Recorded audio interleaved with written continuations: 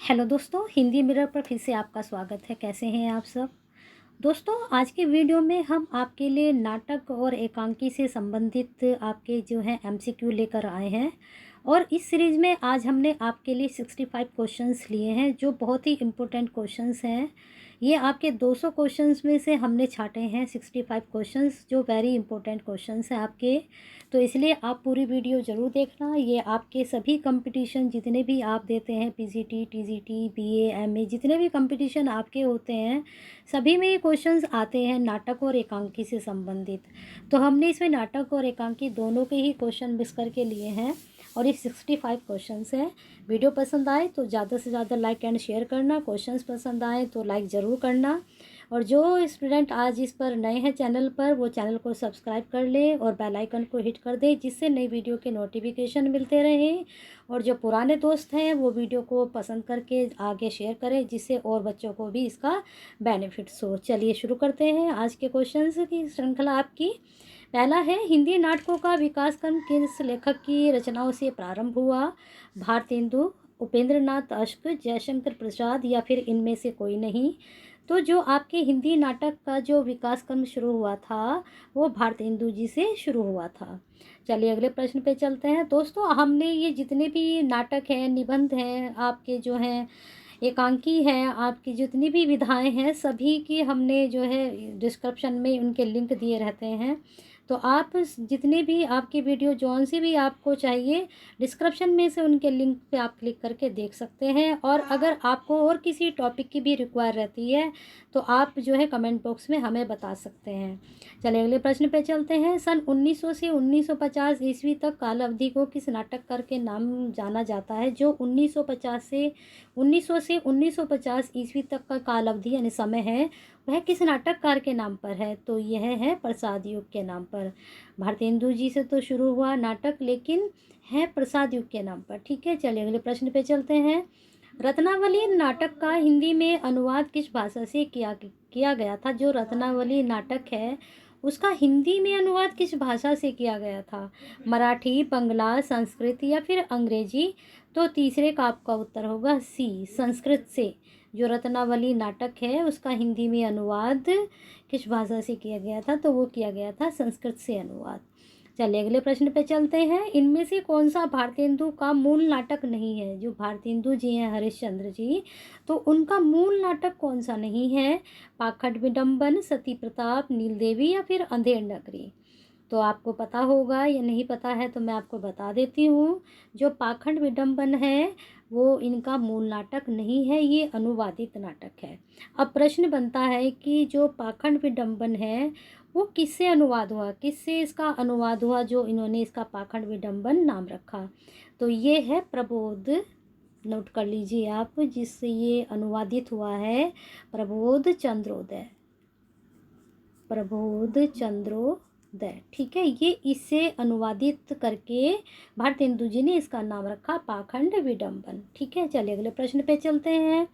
अंग्रेजी नाटक merchant of Venice का अनुवाद भारतेंदु जी ने किस नाम से किया? यहाँ पर क्या है पूछ रहे हैं, ये ऊपर तो इन्होंने पूछा था कि कौन सा नहीं है उनका मूल नाटक, और यहाँ पर पूछा है कि जो अंग्रेजी नाटक है मर्चेंट ऑफ वेनिस का अनुवाद, यहाँ पर उन्होंने नाम बता दिया आपको। और यहाँ पर उन्होंने ये पूछा है कि अनुवाद भारतेंदु जी ने किस नाम से किया। वहाँ ऊपर वाले क्वेश्चन में आपको नाम बता दिया था लेकिन वहाँ पर पूछा था कौन सा नहीं है। अब यहाँ पर पूछा है कि नाम पूछा है, विद्या सुंदर, वेनिस का व्यापारी, मुद्रा राक्षस या फिर दुर्लभ बंधु?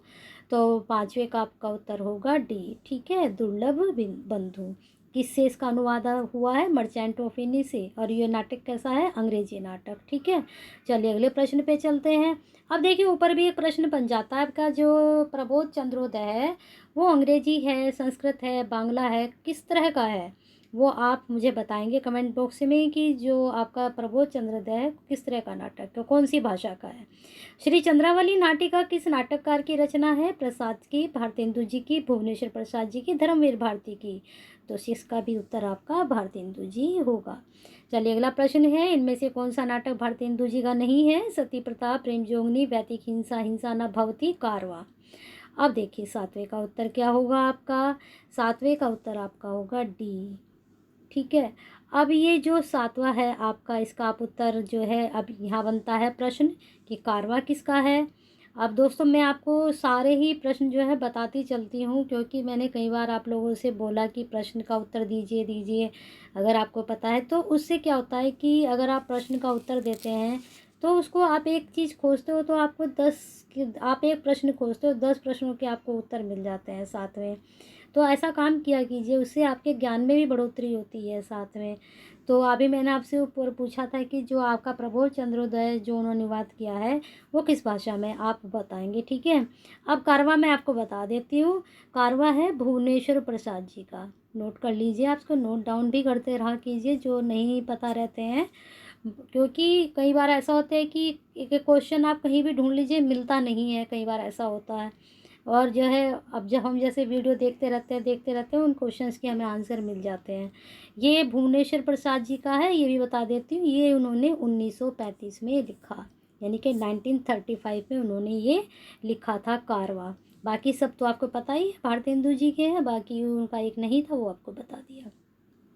फिर अगला प्रश्न है विशेष्य विषमोषधम नाटक के रचयिता का नाम बताइए। भारतेंदु, उपेंद्र नाथ आश्क, लक्ष्मी नारायण मिश्र या फिर विष्णु प्रभाकर। तो 8वें का आपका उत्तर होगा ए, इसके भी भारतेंदु जी हैं विशेष्य विषमोषधम नाटक के रचयिता। फिर अगला है संस्कृत नाटक प्रबोध चंद्रोदय का अनुवाद भारतेंदु जी ने किस नाम से किया। आप देखो अब यहीं पर आपको इसका उत्तर मिल गया। मैंने आपसे पूछा था ना कि प्रबोध चंद्रोदय कौन सी भाषा में है, तो ये है संस्कृत में। चलिए आप नोट कर लेना इसको। अब ये भी प्रश्न देखो, अब मैंने आपको कल भी वीडियो में जब मैंने आपको निबंध की वीडियो बनाई थी उसमें मैंने आपको बताया था कि एक ही प्रश्न जो है रिपीट मतलब बदल बदल के आ जाता है। अब ये क्वेश्चन यहाँ पर दूसरी तरीके से पूछा था ऊपर कि जो है पाखंड विडम्बन क्या है, मतलब अनुवादित है नहीं है, कौन सा मूल नाटक है। यहाँ पर क्या पूछ लिया इन्होंने, इसका सीधा नाम पूछ लिया और इसका आंसर आपको पता ही है कि पाखंड विडम्बन है 9वें का आंसर। चलिए अब अगले प्रश्न पे चलते हैं। चोर पंचाशिका नाटक का अनुवाद भारतेंदु जी ने किस नाम से किया है। चोर पंचाशिका नाटक का अनुवाद भारतेंदु जी ने किस नाम से किया। अब ये चोर पंचाशिका किस भाषा में है ये भी आप बताएंगे। विद्या सुंदर, कर्पूर मंजरी, पाखंड विडम्बनी या फिर मुद्रा राक्षस, बताइए। तो 10वें का आपका उत्तर होगा ए, विद्या सुंदर।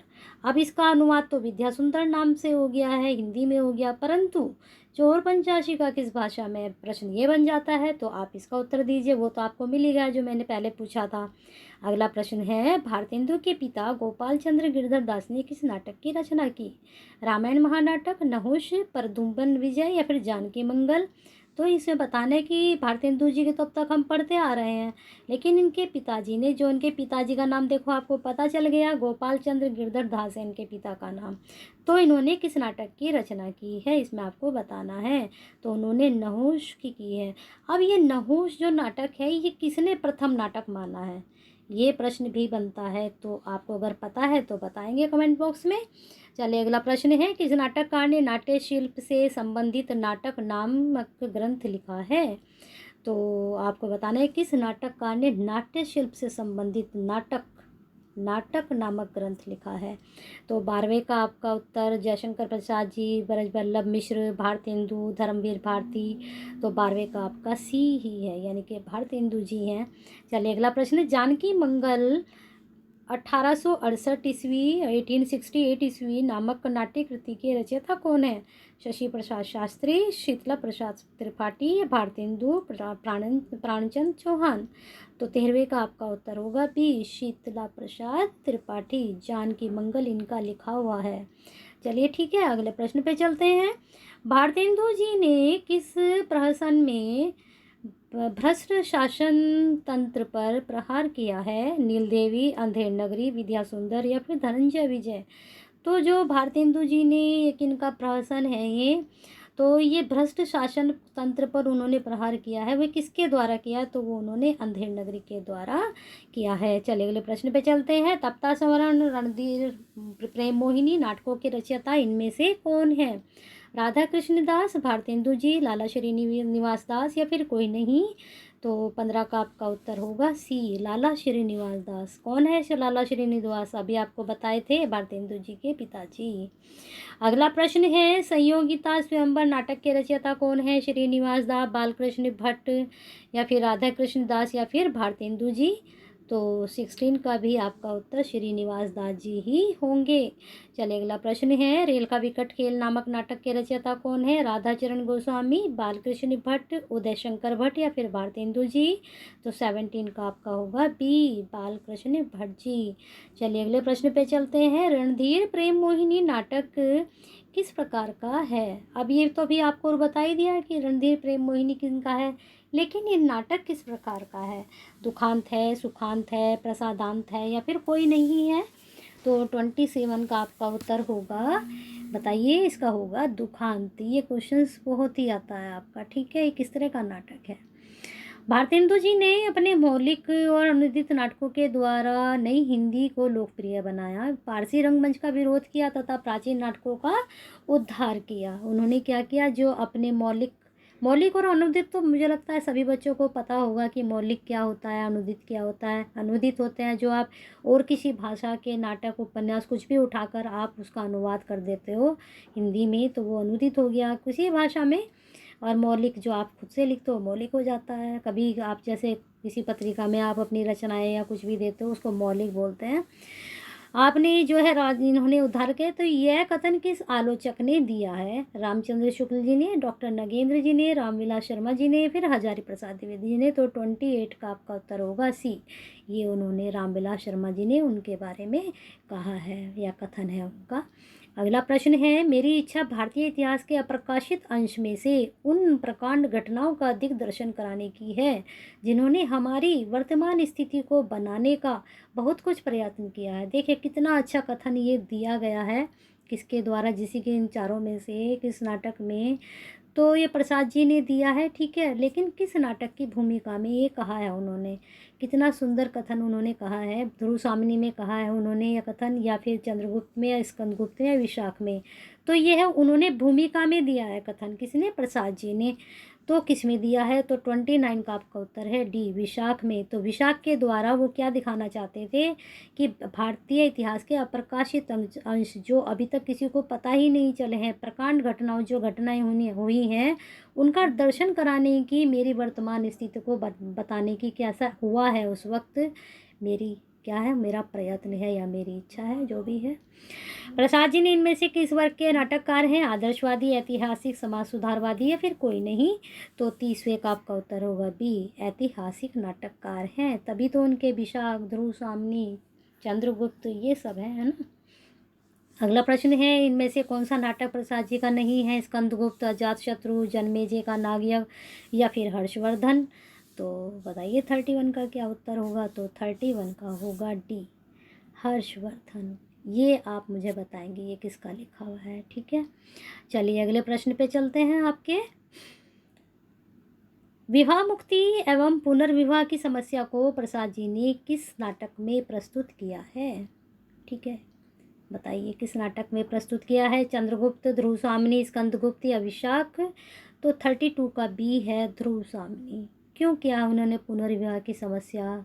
क्योंकि ध्रुव सामनी अपनी बाद में शादी करती है दोबारा से।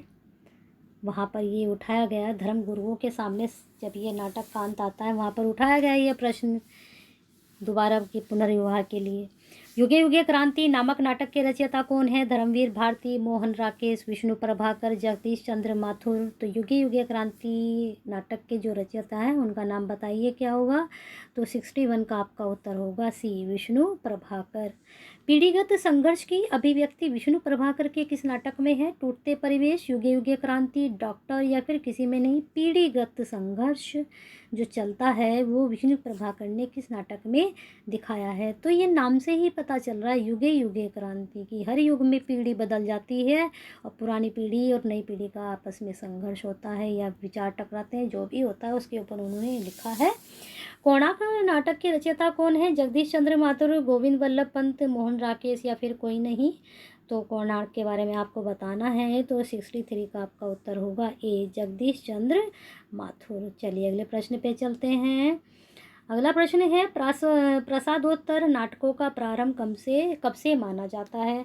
अब भारतेंदु युग भी हो चुका है, प्रसाद युग भी हो चुका है, अब चल रहे हैं हम प्रसादोत्तर यानी कि प्रसाद जी के बाद के 1920, 1936, 1950, 1975। तो 64 का आपका उत्तर होगा सी, 1950 ईस्वी से प्रारंभ माना जाता है। ठीक है, 64 का सी। अगला प्रश्न है प्रभुसत्ता संपन्न शासक एवं गरीब शिल्पी की संघर्ष कथा इनमें से किस नाटक की विषय वस्तु है। पहला राजा, कोणार्क, शारदिया, दशरथ नंदन। तो 65 का आपको होगा बी, कोणार्क। ठीक है, इसमें क्या दिखाया है, इसमें प्रभु सत्ता संपन्न शासक एवं गरीब शिल्पी जो बनाते हैं, तो वो जो शिल्पी बनाने वाले हैं उनके संघर्ष की इसमें कथा दिखाई है कोणार्क में। ठीक है, पढ़ना बहुत अच्छा आपको मिलेगा इससे सीखने के लिए कुछ। शारदिया नाटक के रचयिता कौन है। मोहन राकेश, धर्मवीर भारती, जगदीश चंद्र माथुर या फिर विष्णु प्रभाकर। तो 66 का आपका उत्तर होगा सी, जगदीश चंद्र माथुर। चलिए अगले प्रश्न पे चलते हैं। अश्वत्थामा का ब्रह्मास्त्र आधुनिक युग में किसकी याद दिलाता है। परमाणु अस्त्रों के विध्वंसक स्वरूप का, घृणा का पुंजीभूत रूप, अश्वत्थामा की वीरता या फिर इनमें से कोई नहीं। तो अश्वत्थामा का जो ब्रह्मास्त्र का आधुनिक युग में याद दिलाता है कि परमाणु अस्त्रों के विध्वंस स्वरूप का, उनके उससे वहाँ विनाश हुआ, और आजकल जो परमाणु अस्त्र है उनसे भी यही पता चलता है कि वे विध्वंसक स्वरूप हैं। अंधा युग में कुल कितने अंक हैं। दोस्तों आपको हर नाटक के अंक भी पता होने चाहिए। जैसे आपके विशाख हो गया, आपका चंद्रगुप्त हो गया, ध्रुव सामनी हो गया, आपके मोहन राकेश के नाटक हो गए हैं, तो उन सब के आपको जितने भी नाटक हैं अंक जरूर पता होने चाहिए सबके कि किस में कितने अंक हैं। तो अभी तो यहाँ भी हमने 2-4 लिए हैं आपके क्वेश्चंस, लेकिन मोस्टली आपको सभी का पता होना चाहिए। अंधा युग में कुल कितने अंक है, 5, 8, 7 या 6। तो 92 का आपका उत्तर होगा ए, 5 अंक हैं इसमें। ठीक है, इन अंकों के नाम भी अलग प्रतीक दिए हैं इन्होंने, प्रतीक मानकर किया है इनको इन्होंने विभाजन। देखना ये आप बहुत अच्छे प्रश्न बनते हैं यहाँ से भी, तो उनको आप देख लेना।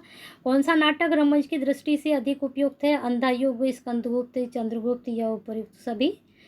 तो कौन सा नाटक रंगमंच की दृष्टि से, अब ये जो बताना है अंधा युग मैंने आपको भी बताया था किसका है, और ये दोनों आपको पता ही है किसके, लेकिन इन तीनों में से कौन सा है।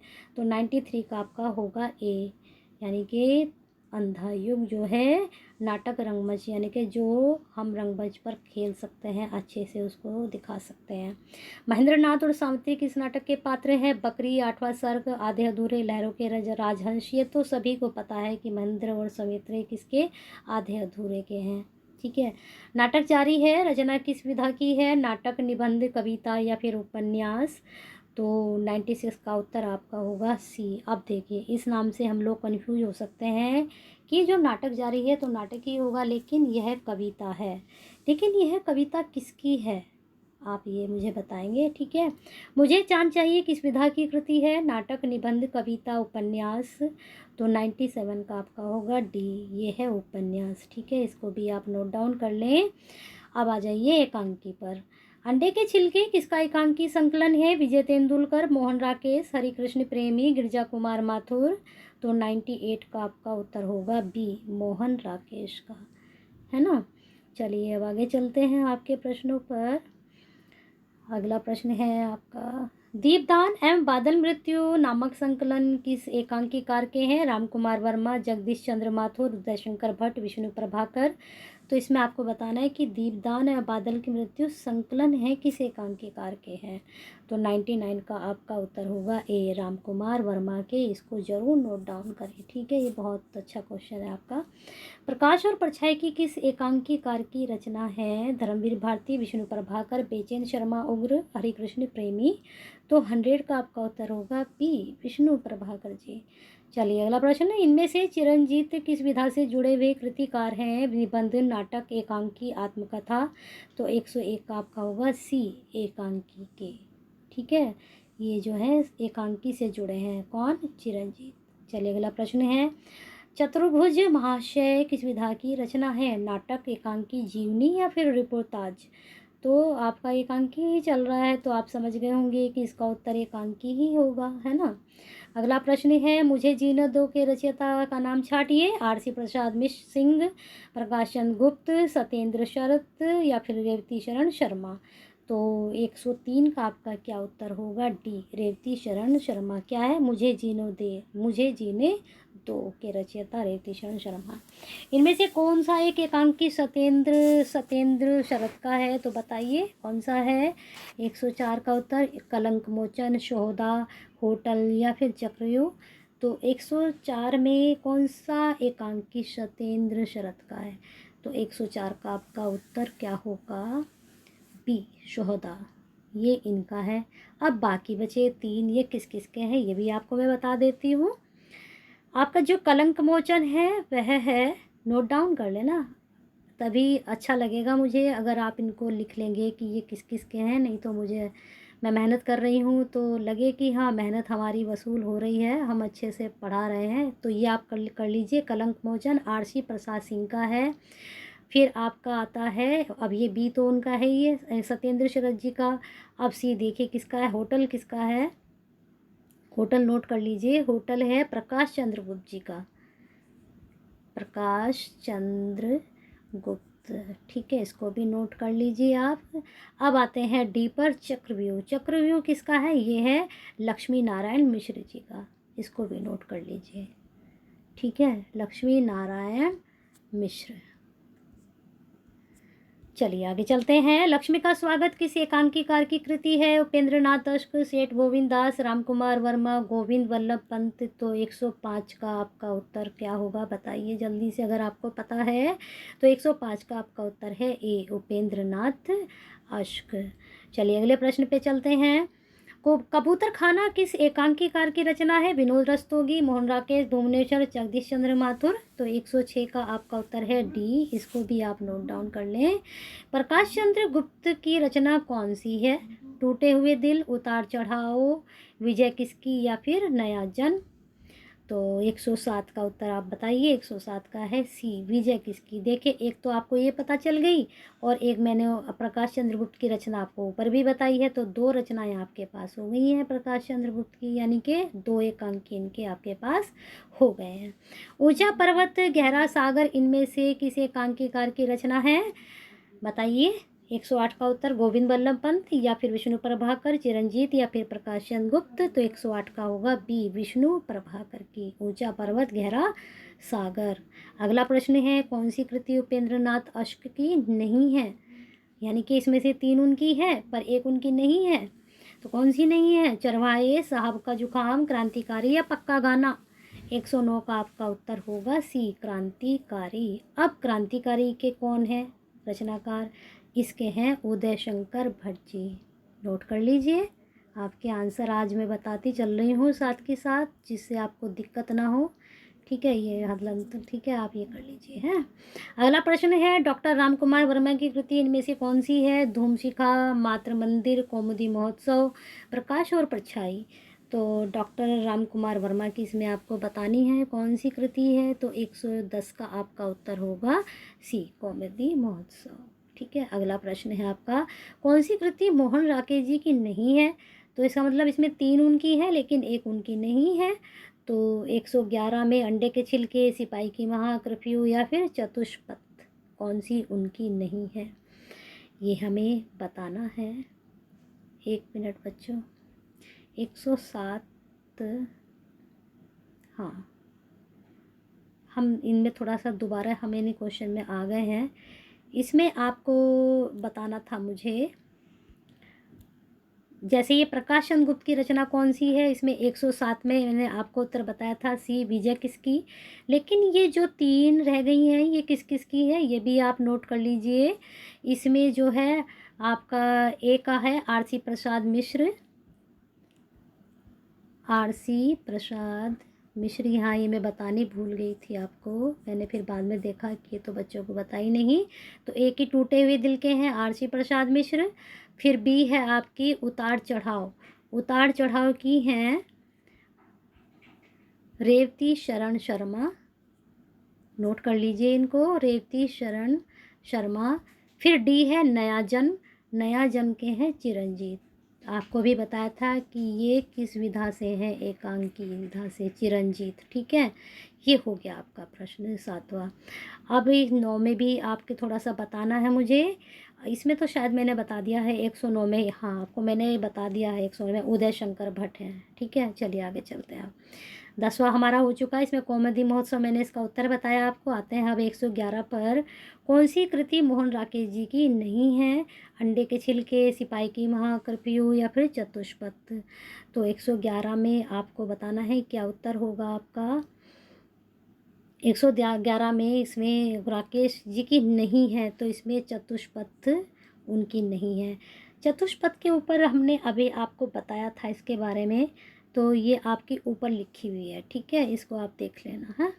चलिए आगे चलते हैं। अब नाटकों में पात्रों की संख्या अधिक होने से किसमें बाधा पड़ती है? अभिनेता, रंगमंचयता, देश काल एवं वातावरण, संवाद योजना व उद्देश्य विधान। तो बताइए इसमें क्या होगा आपका उत्तर। तो इसमें 112 में होगा आपका उत्तर, अभिनेता व रंगमंचयता। जब पात्रों की संख्या अधिक हो जाती है तो क्या होता है, अभिनय जो है ठीक प्रकार से नहीं हो पाता है और रंगमंच में भी जो है परेशानी आती है, उसका अच्छे से हम नहीं कर पाते हैं। ठीक है, अगला प्रश्न है, भीष्म साहनी की नाट्य कृति कौन सी है? कबीरा खड़ा बाजार में, शुतुरमुर्ग, पेपरवेट या फिर द्रौपदी। अब इसमें से 4 हैं, 4 में से कोई एक ही इनकी हो सकती है। तो इनकी है ए, कबीरा खड़ा बाजार में 121 का आपका ए है। लेकिन ये तीनों किसकी हैं तो आपको बता देती हूँ। ज्ञानदेव जो शुतुरमुर्ग है वो आपकी ज्ञानदेव अग्निहोत्री। ठीक है, अग्निहोत्री, नोट कर लीजिए इसको, ज्ञानदेव अग्निहोत्री की है शुतुरमुर्ग। अब रही पेपरवेट, पेपरवेट है राकेश बख्शी, इसको नोट कर लीजिए, राकेश बख्शी। ठीक है, फिर आपकी डी बची द्रौपदी, द्रौपदी है सुरेंद्र वर्मा। ये आपके हो गए चारों चारों रचनाओं के नाम आपको पता चल गए। फिर अगला प्रश्न है आपका, रचनाकार अपने परिवेश से उखड़कर शून्य हो जाता है, इस तथ्य को मोहन राकेश के किस नाटक में दिखाया गया है? आधे अधूरे में, लहरों के राजहंस में, आषाढ़ एक दिन में, अंडे के छिलके में। तो बताइए मोहन राकेश का किस में दिखाया गया है? तो ये 142 का आपका होगा सी, आषाढ़ का एक दिन। ये किस को दिखाया गया? अब इसमें भी जो है आपसे प्रश्न बन जाता है कि रचनाकार अपने परिवेश से उखड़कर शून्य हो जाता है, ये एक कथन भी है उसमें। किसने कहा है ये? आषाढ़ का एक दिन में कालिदास ने कहा है। किसने कहा है? भारतेंदु युग के किस नाटककार को प्रहसन लिखने में कुशलता प्राप्त थी? बालकृष्ण भट्ट, राधा कृष्ण दास, राधाचरण गोस्वामी, गोपाल राम गैमरी। तो बताइए किसको प्राप्त थी, किस नाटककार को प्रहसन? भारतेंदु जी का तो अभी आया ही था एक ऊपर, अंधेर नगरी। लेकिन 123 का आपको उत्तर बताना है, इसका होगा राधाचरण गोस्वामी। कुशलता प्राप्त इन्हों को थी, भारतेंदु जी ने भी लिखे हैं। ठीक है, प्रसाद जी के नाटकों के अनुकूल रंगमंच हिंदी में नहीं था, यह कथन किस आलोचक का है? डॉक्टर अशरथ ओझा, डॉक्टर गोपाल राय, नंद गोपाल वाजपेयी, रामचंद्र शुक्ल। ये कह रहे हैं कि प्रसाद जी के जो नाटक हैं उनके उनके जो नाटक थे वो रंगमंच के अनुकूल हिंदी में नहीं थे। तो मतलब क्या हुआ इसका, तो कौन से नहीं थे? 124 का आपका उत्तर है बी, डॉक्टर गोपाल राय ने कहा है। सबकी अपनी अपनी राय होती है सबके बारे में। रणधीर प्रेम मोहिनी नाटक के रचयिता इनमें से कौन है? भारतेंदु, लाला श्रीनिवास दास, राधाचरण गोस्वामी, बालकृष्ण भट्ट। तो इसमें है बताना है कि रणधीर प्रेम मोहिनी जो नाटक है उसके रचयिता कौन है। ये क्वेश्चन ऊपर आपको आ भी चुका है, तो ये तो आपने एकदम आसानी से लगा लिया होगा, लाला श्रीनिवास दास। कौन है लाला श्रीनिवास देवी, आपको बता दिया गया है। भारतेंदु जी ने विद्या सुंदर नाटक कब लिखा, इसके बारे में भी ऊपर आया था। ये जो है आपका अनुवादित है, किससे है ये भी आपको बताया गया था, लेकिन कौन से सन में है? तो 126 का आपका उत्तर होगा सी, 1868 यानी कि 1868। चलिए, मर्चेंट ऑफ वेनिस का दुर्लभ बंधु नाम से अनुवाद किसने किया? मर्चेंट ऑफ वेनिस का दुर्लभ बंधु श्रीधर पाठक, प्रताप नारायण मिश्र, भारतेंदु जी, राजा लक्ष्मण सिंह। तो 127 का उत्तर आपका सी, ये भी ऊपर आपका हो चुका है, लेकिन दूसरे तरीके से ये प्रश्न आपके सामने था। भारतेंदु जी का पहला मौलिक नाटक कौन सा है? नीलदेवी, पारजन्नी, विश्वस्य विषमोत्सवम या फिर सती प्रताप। तो 128 का आपका होगा बी, विश्वस्य विषमोत्सवम इनका मौलिक नाटक था। किस नाट्यकृति की रचना भारतेंदु जी ने एक ही रात में की थी? देख लो, एक रात में उन्होंने इतनी अच्छी रचना की और बहुत अच्छी रचना की है वो। नीलदेवी, विशस्य विषमौषधम, अंधेर नगरी, सत्य हरिश्चंद्र, बहुत अच्छा नाटक है इनका। और ये सिलेबस में भी है, बीए में भी है सिलेबस में, ये एमए में भी इसका थोड़ा बहुत आता है क्वेश्चंस। तो इसकी देखो उन्होंने एक रात में रचना की थी, कितने मेहनती थे ये लोग। तो इसका 135 का आपका उत्तर होगा अंधेर नगरी। चलिए अगले प्रश्न पे चलते हैं। व्यक्ति को ब्रह्म संघर्ष ही नहीं, बाह्य संघर्ष ही नहीं, आंतरिक संघर्ष भी झेलने पड़ते हैं। यह किस रचना के संदर्भ में सटीक है? अब ये पंक्ति जो है नाटक से ली गई, अभी ऊपर आपकी उसकी भी आई थी नाटक की एक की, मैंने बताया था कि वहाँ से ये कालिदास से संबंधित है, तो वहाँ पर भी आप यहाँ बताएंगे किससे संबंधित है, कौन से नाटक से। झेलने पड़ते हैं बाह्य संघर्ष के साथ, कौन से? जो आंतरिक संघर्ष हमारे अंदर चलते हैं उनसे भी इंसान को जूझना पड़ता है। तो 136 का आपका उत्तर होगा डी, अंधा युग में। ठीक है। कौन सा एकांकी गणेश प्रसाद द्विवेदी जी का नहीं है? शर्मा जी, कामरेड, नानक की नमाज या फिर गोष्ठी? तो इसमें आपको बताना है कौन सा एकांकी गणेश प्रसाद द्विवेदी का नहीं है। 137 का उत्तर। तो शर्मा जी बताइए कौन सा है? 137 का आपका उत्तर होगा सी, नानक की नमाज। तो ये मैं आपके लिए छोड़ रही हूँ, इसमें आप मुझे बताएंगे कि ये किसका है। चलिए अगला प्रश्न है, सेठ गोविंद दास किस काल के नाटककार हैं? भारतेंदु युग, द्विवेदी युग, प्रसाद युग या प्रसादोत्तर युग? सेठ गोविंद दास जी के बारे में बताना है, कब के हैं? तो 138 का आपका उत्तर होगा सी, प्रसाद युग का। चलिए आगे चलते हैं। गरुड़ ध्वज इनमें से किस नाटककार की कृति है? जयशंकर प्रसाद, रामकुमार वर्मा, लक्ष्मी नारायण वर्मा या फिर लक्ष्मी नारायण लाल? तो 139 का आपका उत्तर होगा सी, लक्ष्मी नारायण वर्मा। फिर अगला, जयादित्य नाटक की कथा का संबंध किस काल से है? मुगल काल, मौर्य काल, हर्षवर्धन काल, गुप्त काल? तो 140 का आपका होगा सी, हर्षवर्धन काल से जयादित्य। प्रसाद जी का अंतिम नाटक कौन सा है? स्कंदगुप्त, चंद्रगुप्त, ध्रुव सामनी, विशाख? अंतिम नाटक का पूछा है तो कौन सा है? 141 का सी, ध्रुव सामनी। प्रथम कौन सा है बताएंगे आप कमेंट बॉक्स में। कालक्रम की दृष्टि से प्रसाद जी का कौन सा नाटक पहले आएगा? स्कंदगुप्त, ये तो अभी आ गया भाई, आपको बताने की जरूरत ही नहीं पड़ेगी अब। तो प्रसाद जी का कौन सा नाटक पहले आएगा? स्कंदगुप्त, अजातशत्रु, ध्रुव सामनी, जन्मेजय का नाटक? तो ये तो हमारा एलिमिनेट हो गया, ध्रुव सामनी तो अंतिम है। तो आपका 142 का आपका उत्तर होगा बी, अजातशत्रु। अब तो आपको पता चल गया कि प्रथम कौन सा है। तो आपकी ये सारे 65 क्वेश्चंस कंप्लीट हो चुके हैं और मुझे लगता है कि वीडियो आपको बहुत अच्छी लगी होगी। सारे क्वेश्चंस भी आपको बहुत अच्छे लगे होंगे। आपको लगा होगा कि मैडम ने जितने भी क्वेश्चंस लिए हैं सारे सिलेक्टेड लिए हैं, बहुत अच्छे क्वेश्चंस लिए हैं। अगर लगा है ऐसा तो वीडियो को करिए ज़्यादा से ज़्यादा शेयर, आगे पहुँचाइए सबके पास, जिससे सबको ही इसका बेनिफिट्स मिले।